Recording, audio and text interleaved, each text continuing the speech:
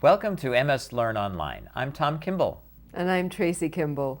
In my experience, getting a diagnosis of MS brings with it a host of emotions and concerns.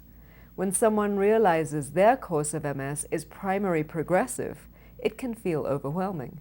The National MS Society's Dr. Rosalind Kalb talks to correspondent Rick Summers about a common question most everyone asks upon getting the diagnosis of MS. Why me?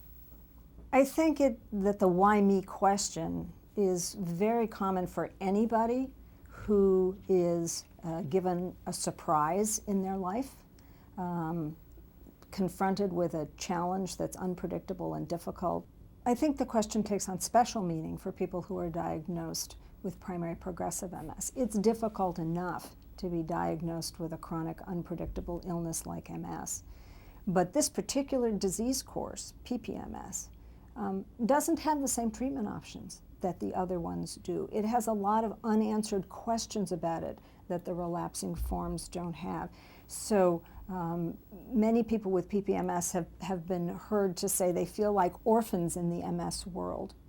And we don't have good answers for them about why PPMS and why they got this particular form of the disease. But I think, as for anyone who's given a challenge like this, who asks, why me, the first steps are to get as educated as you can about what's happening. What do we know and what don't we know about PPMS? What are the important treatment strategies that are available? And what are the resources that a person can tap to meet its challenges?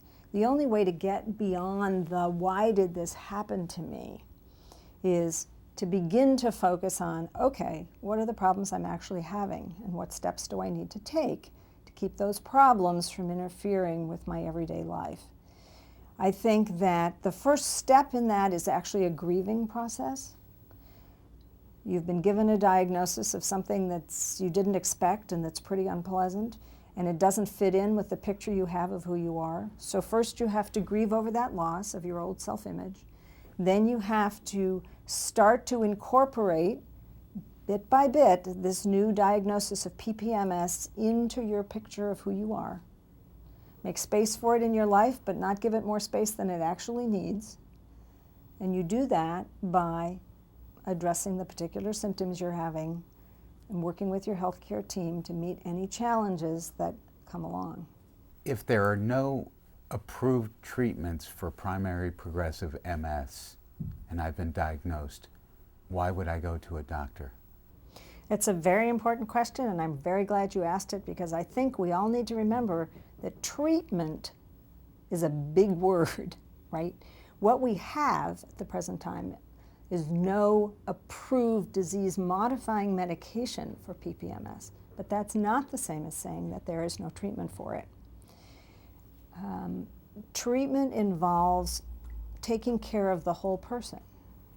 So we don't have a medication to slow progression yet or stop it in its tracks, but we have lots of important symptomatic management strategies which people need to use to the hilt. And that involves working with a neurologist and a pretty broad range of healthcare professionals to make sure, for example, that if one's having trouble with walking, that somebody is looking at what's the source of the problem with walking. Is it a balance problem? Is it a sensory loss in the feet or legs? Is it a vision problem that's getting in the way of getting around? Work with the healthcare team to figure out what's causing the problem and get the help that one needs. For example, problems with mobility are very common in primary progressive MS. So it's important to engage all the members of the healthcare team who might be able to help manage that symptom. So for example, the neurologist needs to determine what's causing the problem with mobility and make sure that anything that may be contributing to it is being addressed. The rehabilitation team gets involved. The physiatrist or the physical therapist might recommend that a particular walking device would be helpful, either an ambulation aid or a brace of some kind. The physical therapist might also work on mobility training. If the person is having trouble getting around at home and at work, the occupational therapist can get involved to help people manage their workspace in such a way that they can get around more easily and conserve energy. So it's not that there's nothing that can be done, it's that it's working on individual symptoms and engaging the right health professional to work on it with you. Same thing with the mental health professional. Anybody living with PPMS might experience some mood changes, some depression. We know depression is very common in all forms of MS. It can happen in PPMS as well. It would be important to engage the mental health professional to help diagnose and treat that. So we don't have medications, but we have lots of things to do that are important treatment strategies for managing PPMS. Well, if the first step you take to moving forward is education, then you're in the right place. I still feel that education helps me cope with this disease. Yes, and even if disease-modifying therapies aren't right for you, Dr. Kalb listed a host of treatment options people with primary progressive MS can use. And remember, you can get support from your doctor, the National MS Society, and your family and friends as you move forward with your diagnosis. You are not alone.